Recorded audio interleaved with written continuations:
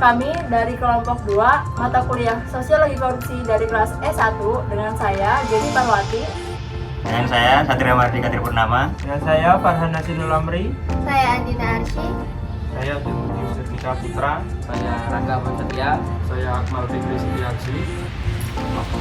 Selamat menyaksikan podcast kami yang bertema perilaku konsumtif di masyarakat kapitalisme akhir Dan pengaruhnya terhadap tindak pidana korupsi. Let's go! Halo, selamat datang di podcast kami. Dengan saya Satria Mardika. Dan saya Andina Arsy, kami dari Prodi Sosiologi. Nah, pada kesempatan kali ini kita akan membahas tentang bagaimana perilaku konsumtif masyarakat di era kapitalisme akhir ini dapat berpengaruh pada munculnya perilaku korupsi. Di sini sudah ada narasumber kita, yaitu Bapak Dr. Muhammad Ilham Zubazari, MSI. Bapak Ilham sendiri merupakan dosen Fakultas Ilmu Budaya Universitas Jember. Bagaimana kabarnya Bapak? Baik, terima kasih. Ya, syukur kalau begitu. Oke, baik, kita langsung saja masuk ke pembahasan kali ini. Pembahasan kali ini sangat menarik dan dekat sekali dengan kehidupan sehari-hari kita, utamanya di era globalisasi dan kapitalisme akhir, di mana kita ketahui bahwa bersama dengan segala kemudahan yang ada, kita tidak bisa memungkiri bahwa daya konsumsi masyarakat yang ada akan semakin banyak dan beragam.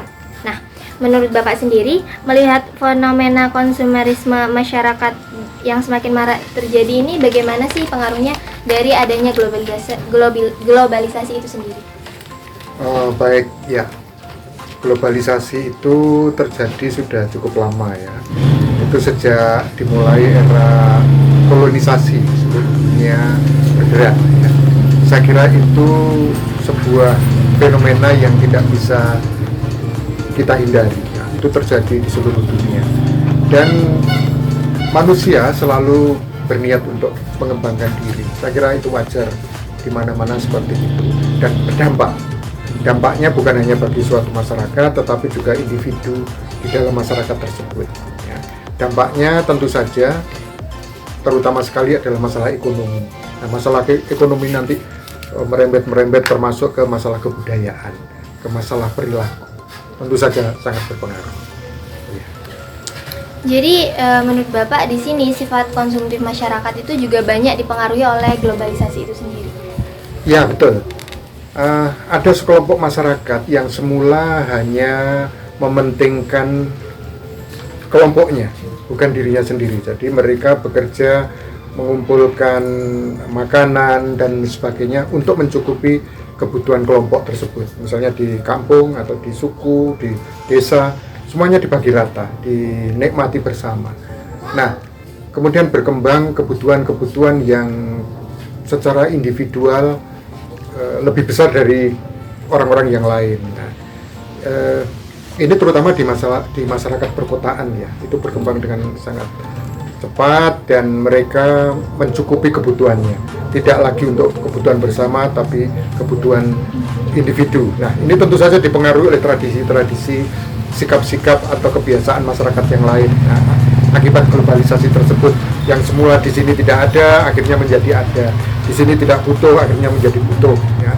Itu pengaruh globalisasi bagi masyarakat seluruh dunia mengalami itu, tidak ada yang tidak terpengaruh oleh globalisasi. Nah, selanjutnya kan di era globalisasi itu didukung dengan dengan penggunaan internet yang semakin meluas gitu Pak. Nah, membuat orang itu semakin gencar untuk melakukan personal branding di media sosial. Nah, dengan adanya hal tersebut, menurut Bapak, bagaimana kaitannya dengan konsumtif dari masyarakat? Oke, ya. Internet ini tentu saja mempengaruhi semua orang, karena semua orang sekarang menggunakan itu, didorong untuk menggunakan. Yang semula tidak menggunakan, didorong untuk menggunakan. Kita mengurus surat-surat di kecamatan, di kelurahan, yang semula kita bisa datang, sekarang harus melalui itu. Pelajar, mahasiswa didorong untuk menggunakan itu. Kalau tidak, mereka akan ketinggalan. Ya, ini bukan hanya untuk kepentingan administratif, tapi juga dimanfaatkan oleh orang lain, oleh pihak-pihak yang paham penggunaan itu, manfaat internet untuk itu tadi secara ekonomi ya, memperoleh kekayaan, memperoleh penghasilan dari ekonomi. Jadi yang orang semula tidak membutuhkan sesuatu diiming-iming. dapat iming-iming gitu. Pihak-pihak tertentu membutuhkan penghasilan dari situ. Orang-orang yang mengerti membranding dirinya, produknya melalui internet, dan itu sangat bagus, sangat cepat, sangat masif ya. Akhirnya itu mempercepat proses akumulasi keuangan, akumulasi kekayaan, dan tentu saja konsumerisme masyarakat semakin meningkat dari tahun ke tahun.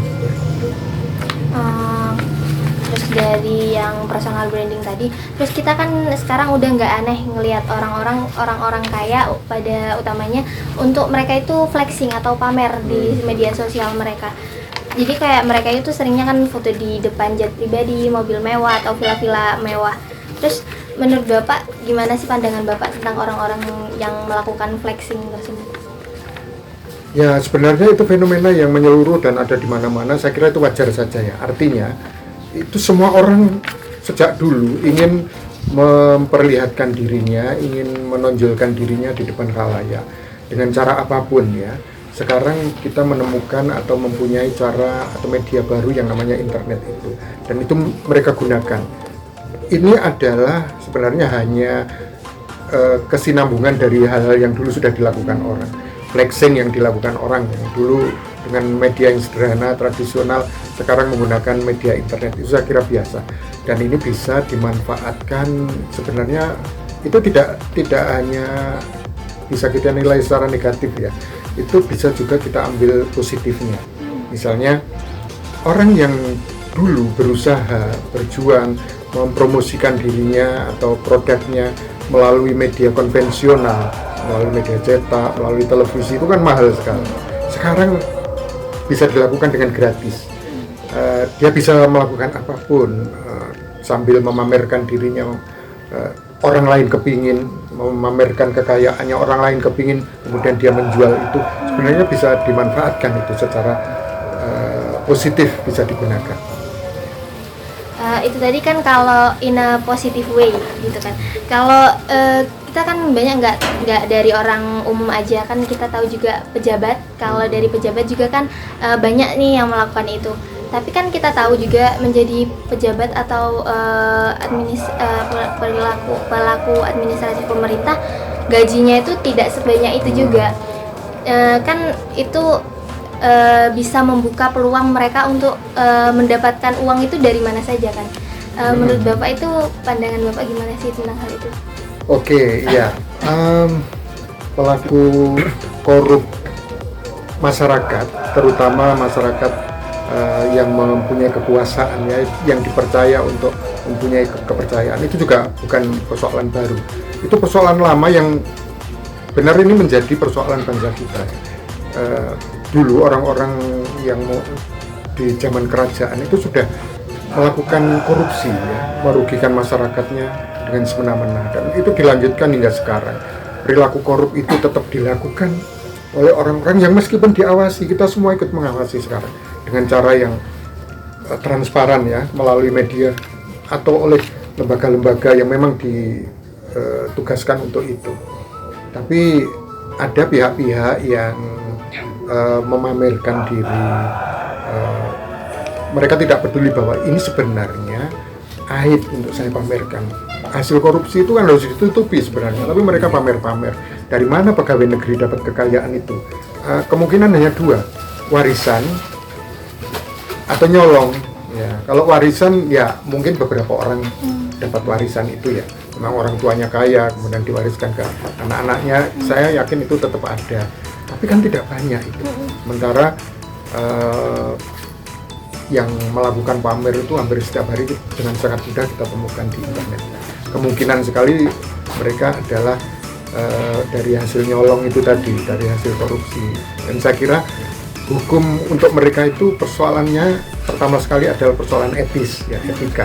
Jadi mereka sudah melanggar etika publik ya. Orang yang seharusnya memberi contoh yang baik kepada masyarakat malah memberi contoh yang buruk. Jadi secara etis itu buruk. Barulah kemudian kalau kita bisa menemukan bahwa mereka melakukan pelanggaran, baru ke masalah pidana.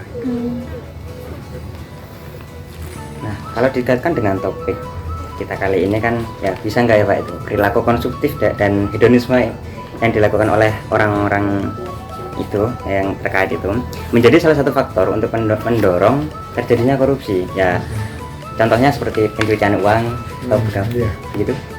Ya, itu punya korelasi yang sangat kuat. Artinya orang yang semula baik-baik saja, dia berada di sebuah sistem, sebuah masyarakat yang mempunyai kebiasaan buruk, ada kemungkinan dia ikut ke situ. Ada kemungkinan juga tidak. Nah, yang kemungkinan lebih besar adalah ikut itu karena kebiasaan kita, masyarakat kita adalah mengikuti tren yang bagaimana, dan mereka seringkali menganggap bahwa hedonisme itu sesuatu yang wajar gitu. Ngapain lu ngurusin gue gitu, ini urusan saya bukan urusanmu. Dia pikir seperti itu, dan dia lupa bahwa dia berada di ruang publik. Internet itu ruang publik yang siapapun bisa mengakses. Nah, ini bahayanya di situ, dan ini harus kita beri pencerahan kepada masyarakat bahwa ada ruang privat, ada ruang publik ya. Kalau kita pamer, kita menikmati kekayaan kita di ruang privat, saya kira tidak masalah, tidak ada masalah.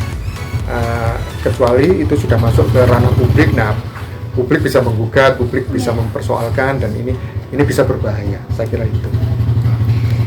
Nah, dan apalagi ya mengenai ruang publik kan itu tidak lepas dari adanya seseorang yang menguasai atau memimpin dari ruangan itu gitu Pak.